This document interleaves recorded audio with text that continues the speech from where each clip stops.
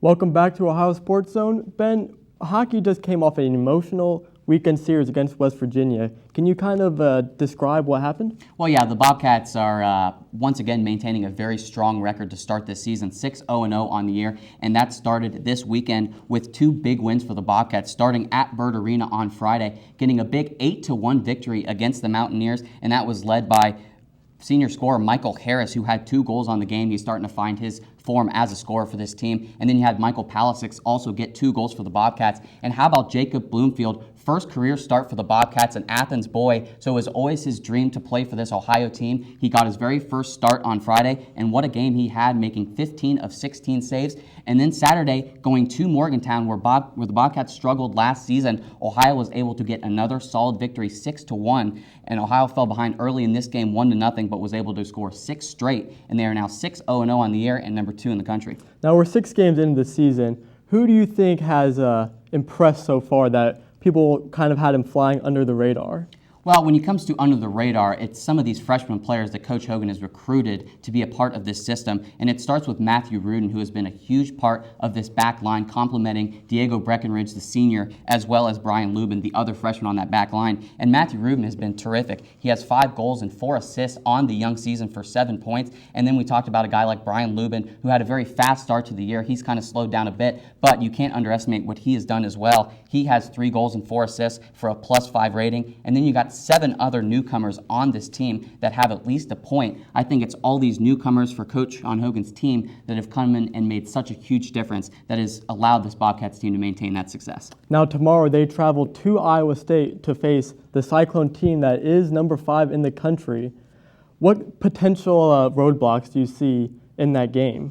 Well, Iowa State is a very solid opponent, also undefeated on the year, 6-0-0, and they represent the CACHL as well. So you can consider this a very big rivalry game for Ohio, a battle of the unbeatens, and they also have to go play at Iowa State. So the stakes are very high for the Bobcats team if they want to keep this undefeated record. And don't forget, Iowa State swept Central Oklahoma, the number 1 team in the country, just a couple weeks ago. So they have proven that they are very capable of moving past Matt Cooper, who left just this past year, the goaltender for the Cyclones, due to graduation. They are more than capable of moving on from him, and this will be a very big game for the Bobcats. Yeah, kind of flipping it onto the other side of the spectrum, we look at a team that hasn't had that much success in OU's soccer team. Last week they did beat Northern Illinois, however, 2-1 in double overtime, where Stephanie Rowland scored the game-winning goal in the 105th minute.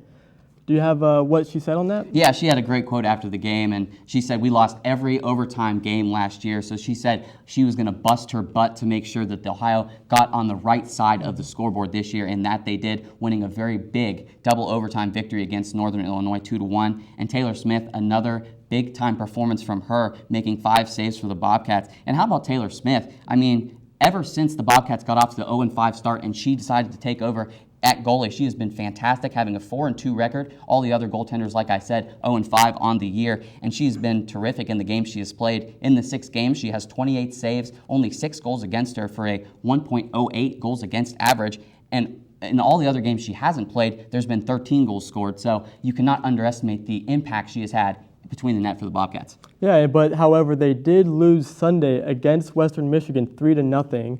They will look to redeem themselves tomorrow when they go to Oxford to take on Miami. Yeah, that'll be a big game, and it all comes down to the offense, which has been struggling for this Ohio squad. When you look at the stats, it's very underwhelming, and Aaron Rodgers will have to correct it if this team is going to generate some offense. They only are averaging under 1 goal a game, and they've scored half of what opponents have scored this season, so that's going to be a problem for Ohio, and they get just under 12 shots a game, and opponents are averaging just about 15. So Ohio needs to step up the offense if they want to compete and turn that record around into positive territory. Yeah, and very quickly, field hockey also had a very impressive win last Friday against Central Michigan 3-1, where they outshot Central Michigan 20-3. However, Sunday they did lose at Rutgers 2-1. And we will be right back with more Ohio Sports Zone. So, I'm kind of new here, but I've noticed a trend. My human does this funny thing where she goes around and gets all my toys, and then she hides them in that basket by the door. But it's always the same basket, and it's always in the same place. And then she acts so surprised when I find them, but, she's putting them in the same basket. Again. It's like, hello, that's where you put it last time. You were the worst at hide and go seek.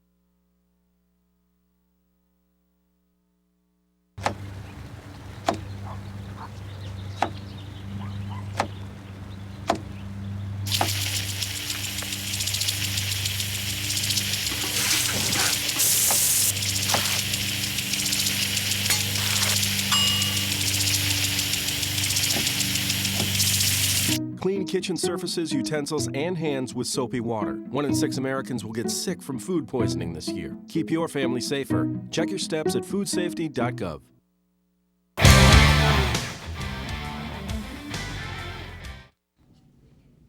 Welcome back into Ohio Sports Zone, where we head out and talk about the Ohio volleyball team, who is off to another very fast-paced start on the season. Already 14-3 on the year and 4-0 in MAC play. They are off to a very hot start in the conference. Yeah, last week they beat Kent State 3-0. Sophomore outside hitter Jamie Kesarek led the Bobcats with 9 kills, a match-high 2 aces, along with 9 digs. Abby Gilliland had a double-double by tallying 33 assists and 16 digs. On the other side, senior libero Meredith Ashe had a team-high 17 digs for the match. Redshirt freshman Katie Nelson had 7 kills and a match-high 4 total blocks. 2 of them were solo.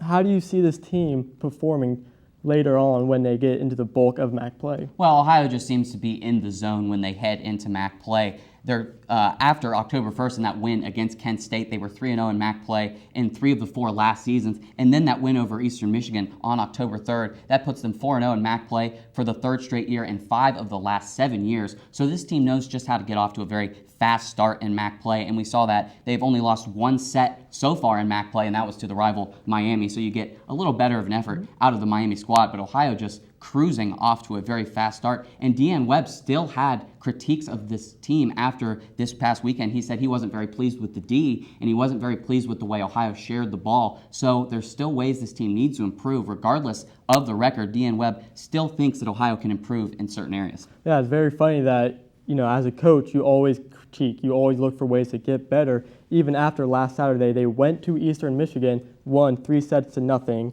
Redshirt freshman Katie Nelson had 10 kills. That's a name who she's really starting to make a name for herself as a freshman in this very veteran lineup. And the senior middle blocker Shelby Walker had 9 kills and 6 digs. Jamie Kesarek, 9 kills and 3 digs. Senior setter Abby Gilliland had 34 assists and 10 digs. And Meredith Ashe, match-high 19 digs, along with 2 aces.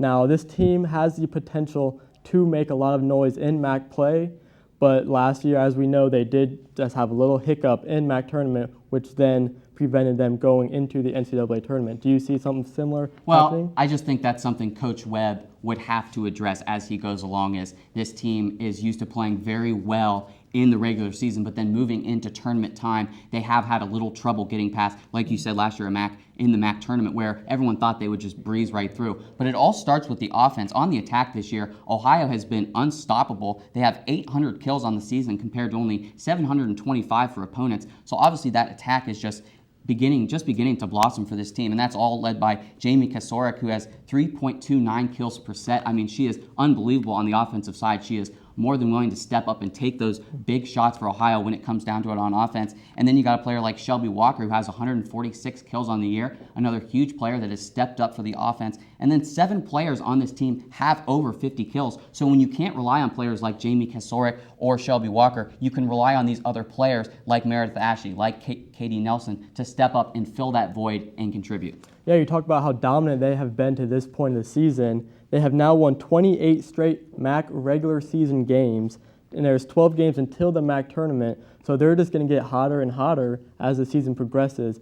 It's going to be very interesting to see if they can handle the MAC tournament and maybe how far they can go in the NCAA tournament. Oh, yeah, exactly. And along with that offense, it comes down to other things for this team that they have flourished, and that comes down to serving as well. Ohio has 97 aces on the year, and opponents only being able to muster 43, and that plays into Ohio's reception percentage as well, Ohio having over a 950 reception percentage. So this team knows how to take in serves and then put them back over the net, but you can't stress enough how big they are on serving the ball. 97 aces. Abby Gillian and Marilee Salas lead that with 19 each, and then you got 4 more players with 10 plus. So that's just another great part of this offense that's able to stifle opponents in the MAC. Serving and that frontline attack is pretty much unstoppable for this team. Yeah, you talk about how they are a veteran team. They have a lot of experienced players who have been here for a long time, who's helped assimilating the younger players into their system. Do you think that experience is going to help develop the younger players quicker, or is it just a natural talent of the younger players? Well, it's a little bit of both. Obviously, Coach Webb recruits these players for a specific reason, and he wants these players to plug into a system his own certain type of way. But it's these seniors or these upperclassmen type of players like Meredith Ashley and Abby Gillian who is able to adapt these players to what Ohio likes to do. And I just think that's a great chemistry and a culture to have on a volleyball team, being able to spread it around with all the talent. Coach Webb has said it 100 times. He loves the talent he has on this team, and these freshmen coming up are just beginning to learn about how they operate, and they'll just get stronger as the season goes along. Yeah, and can you talk about who they have coming up and any potential roadblocks or obstacles standing in their way of a perfect MAC? Yeah, coming up this weekend, they've got a couple of big games against MAC opponents, and Coach Webb said these two teams offer differing strategies. Akron is more of an aggressive frontline team, like Ohio is good at, but when they play at Buffalo on Saturday, they're more well known for their serving, so Ohio gets a little bit of both sides of an offense, with Akron being that aggressive frontline team and then Buffalo being very good serving. It's going to be a very strong weekend for Ohio to prove that they're once again being able to cruise through the MAC. Deanne Webb respects all the team in the MAC, so it'll be interesting to see how they perform this weekend. Yeah, and coming up, we will be talking all things Ohio football on this edition of Ohio Sports Zone.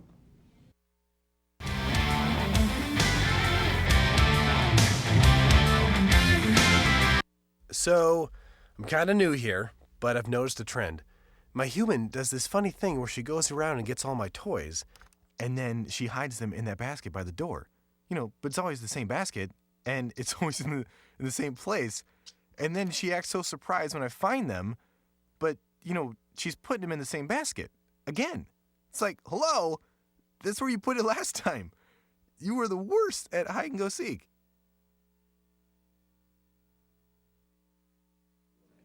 I didn't see you there. Ever wonder what really happens in the world? Ever wonder what the media is keeping from you? Well, look no further than AVW's News Time for all your answers. Ohio University's most reliable source of unreliable news. All news, all the time, none of the facts. All made possible by AVW Productions. You can trust us. We're professionals.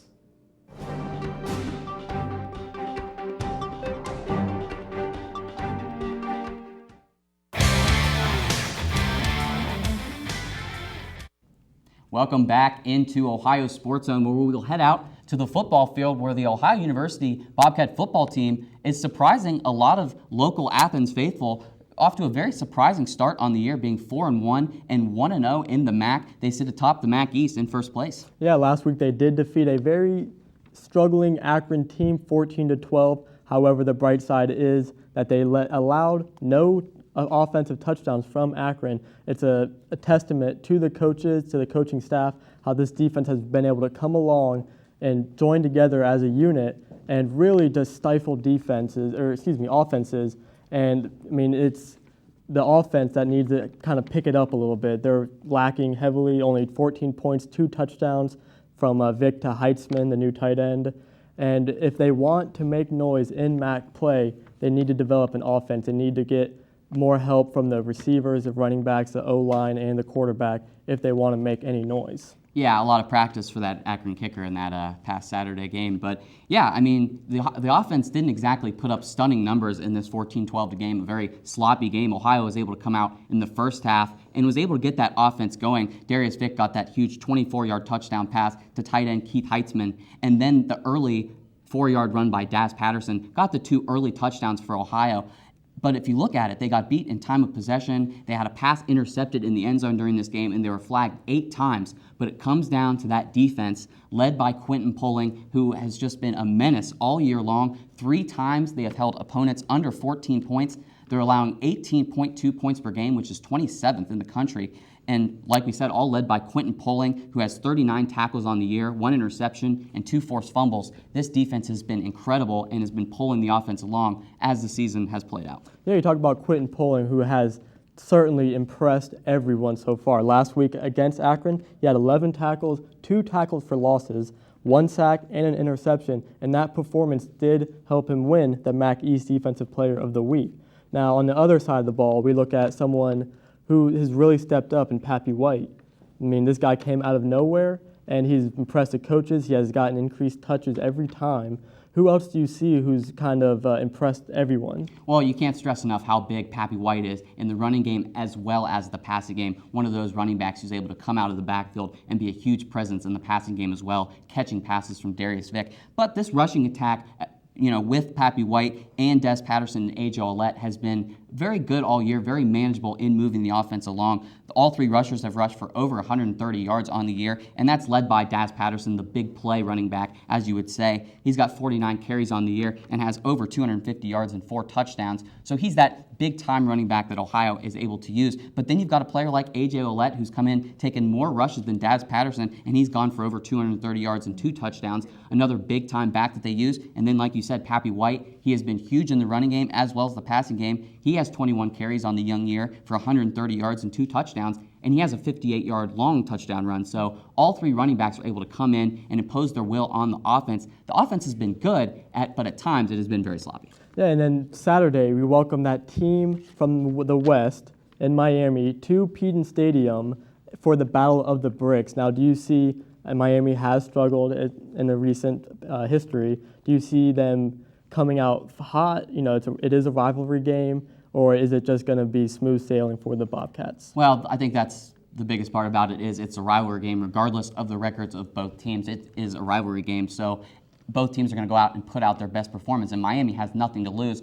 1-4 on the year, and their biggest win came against Presbyterian, who is also 1-4 on the year. So obviously you can't mock up a very good resume from Miami and say this team is going to blow out Ohio on paper. But like we said, they could come in with that mentality. Drew Comer for Miami has been manageable at the quarterback position, 56 for 117 for over 850 yards and 7 touchdowns. He's thrown 6 picks, but very Darius Vick-like. Besides the interceptions, Vick has 7 touchdowns and 2 interceptions on the year. So he's been doing well for the Miami offense, but the points for the Miami defense has been atrocious. 21 points, 4 for the offense. That's 215th in the country. And then rushing 127 yards per game, that's 110th in the country. And then the defense is not doing it any favors, giving up 35 points per game. That's good for 108th in the country. So there's things that this team needs to work on, but it's a rivalry game. Anything can happen. Exactly. And you look at the upcoming schedule, they do still have Bowling Green and the rest of the MAC East.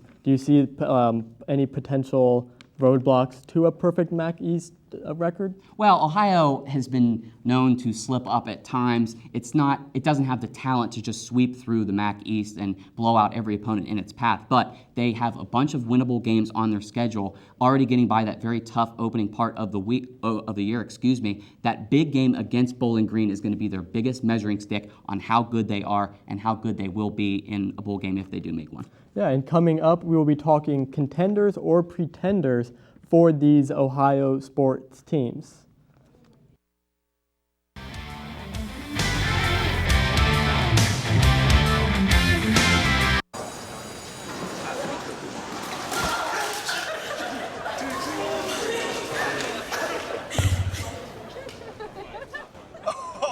That's low. That's low and below. Look, he's blushing. Seriously. Okay.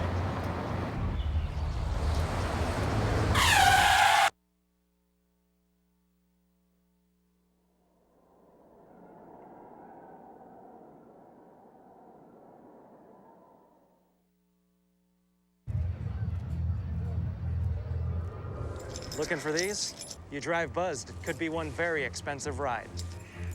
First, you gotta make bail. Then pay me to get your car back. Your insurance premiums will go through the roof. And my legal fees just keep adding up. All told, it could end up costing you $10,000. Nothing kills a buzz like getting pulled over for buzz driving, because buzz driving is drunk driving. Toucan Sam. What's it take to get some hunky construction equipment up in here, huh? I hope you're joking. I think we need to follow the advice of Jesus and get down, girl. Go ahead, get down. Please state your name and the role you're auditioning for. Hi, my name is Christopher Walken. What if it is Loch Ness Monster? I mean, I got some shopping to do at Whole Foods, but I'll join in. But to my captain. I'm right then. I knew I was right.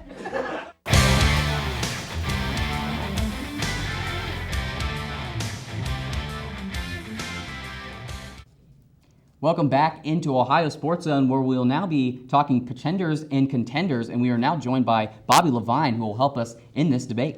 All right, guys, we're going to name off a couple sports. I just want your opinion on who will contend for the MAC and who won't, and so forth with NCAA. First off, we'll get started with volleyball. How about you, Scott? The volleyball team is definitely the Ohio's premier varsity sport. I mean, they just run through the MAC. I don't think it's going to be any issue, going through MAC play, going undefeated, and potentially going a very deep NCAA tournament run. Well, yeah, if you're going to talk about volleyball with the MAC, Ohio is automatically labeled the top contender for this conference, and you could, if you come down to it, you could label the rest of the teams in the MAC pretenders, just how good Ohio is, but it comes down to you've got to follow that up with winning MAC tournament championships as well as winning regular season championships. Ohio has been known to blaze through the regular season and does that in very convincing fashion, blowing out opponents. Like we said, the only set loss in the MAC so far has been to Miami, so this team is more than capable of doing that, but it comes down to being able to compete in the tournament. Last year we saw that they faltered and they did not play well in the tournament. So you have to label this team as a contender, but I still think they have a lot to prove if everyone's going to think, oh, this team is just going to blaze right through the MAC every year. Absolutely. I'm going to agree on you with that one. They've won 7 in a row to get the record of 14-3. Unfortunately, as you said, they lost to Western Michigan in the semifinals. They were already put in the semifinals as the 1 seed in the MAC. They lost to Western Michigan, who ended up winning the whole thing and beating Miami, and they lost in the tournament in the first round 3-0 to the number 4 team of Wisconsin. Now we're going to flip sports here. We're going to go with Ohio hockey. Who do you see as contenders in their conference, who is a powerhouse, and then contenders for the NCAA tournament? Well, yeah, if you want to start, Ohio is just another team in hockey that is going to compete all year long and have a chance. You have to label them as a contender, being the number 2 team in the country, and just the way they're blowing out opponents. They're outscoring opponents on the year 47-4. I mean, it's just, this offense has been chugging along all year long, and it just looks like they haven't skipped a beat from last season. But there's a lot of teams in the CACHL that are going to be able to challenge Ohio. Just coming up this weekend against Iowa State, who is the number 5 team in the country. That's just one opponent in the CACHL. All 5 of the teams in this division are ranked. You have Lindenwood at 4, Robert Morris at 6, and Illinois at 14. So Ohio will get a crack at all of these teams. So just like volleyball, Ohio is going to have plenty of chances to prove to people that they are more than worthy of being that number 2 team, or number 1 if it gets down to it, if they keep winning hockey games. Yeah, you're exactly right. You look at this Ohio's hockey team, and they are just blowing past everybody. West Virginia, Central Oklahoma, they're just, no one has even came close. And, it's led by, Michael Harris, Matthew Hartman, Aaron Alkema. They have the experienced core where they can have a deep tournament run, where they can even put up huge numbers in the the CHCL tournament. And it's going to be very interesting to see how well they do in those long tournament runs. I'm going to have to agree with both of you guys. Everyone in their conference is pretty much the same as the NL Central in baseball or the AFC North in football. They just have every single team can compete for a championship. And with this year, the top 10 is so stacked that you have a team with Central Oklahoma who's 2-4 ranked at 8. It's incredible. Hopefully Ohio can stay healthy. That is the main key to go far in tournaments, and we'll see what they can do. Last but not least, the main sport, football. Ben, who do you see as contenders and pretenders in the MAC? Well, I don't want to disappoint a lot of Ohio viewers here, but I am still not convinced that this team is going to be able to return to the ways that they are constantly getting in bowl games and constantly, contending and trying to win those bowl games. They got off to a great start on the year, 4-1. They pushed Minnesota to the brink, and there's a lot to like about this football team. It's the problem with keeping that consistency all year long. And Ohio offense, I just don't think is going to be able to keep up. Vic has been very formidable this year. He's 69 of 101. He's thrown for just under 1,000 yards. He's got 7 touchdowns and 2 interceptions. But he has been playing on a bum ankle for a couple weeks now, and that game in Akron last week on the mucky ground did not help. It kind of turned his ankle a little bit, not helping the cause. So I just think Ohio is not going to have the full steam to make it all the way to be a contender in the MAC East. They got Bowling Green, that huge game that's going to make a huge difference. Hopefully they can prove me wrong, but I see Bowling Green emerging from the MAC East and being the contender. I'm actually going to disagree with you on this one. I believe the way that the defense is playing has the ability to uplift the whole team. And with Bowling Green, you said it is a very tough game. Bowling Green has already defeated 2 Big Ten teams, but OU will hopefully play some inspired ball and maybe get this thing rolling, maybe even go into the MAC championship, where at this point it looks like it will be Toledo meeting them there. And who knows, maybe we could pull off the upset, we get ranked by the time bowl season comes around. That could just be me being very optimistic, but I do see this team going a very good distance in the MAC play and in bowl. Absolutely. I'm going to have to agree with Scott here. Ben, on the other hand, I'll give you some stats here. You said deep in the bowl games. Last year we went 6-6, did not make a bowl game. Ohio is 4-1, is 2 wins away from making a bowl appearance. In my opinion, they'll go much farther than that. The 3 contenders in the MAC: Toledo, Bowling Green, Ohio. They have the 3 biggest wins this year in the non-conference. Toledo has the best win. They beat at Arkansas, who was ranked 18th in the nation. Incredible win for the MAC. Bowling Green had probably one of the hardest non-conference schedules out of any team in NCAA. They went and played Tennessee, who was ranked 25th in the nation, in Memphis. Then they played at Maryland, played Memphis, who is undefeated, and then they played at Purdue. 2 Big Ten teams, which is huge. Ohio played Marshall and at Minnesota. Unfortunately, we had a very biased penalty at the end that caused us to lose the game and not go in overtime, unfortunately. But you can't hold your head. Bowling Green, Ohio, and Toledo are mine. Now, for the game this Saturday, predictions, 17-point favored. You think we can beat Miami by that much? I would say it would probably be at least a 42-14 victory for the Bobcats. Yeah, I'm going to say Ohio wins it pretty big, 32-14. I'll agree with you guys on a big win. Well, that is all the time we have. Thank you, Bobby Levine, for coming on. Please join us next week, same time, same place. Thanks for watching.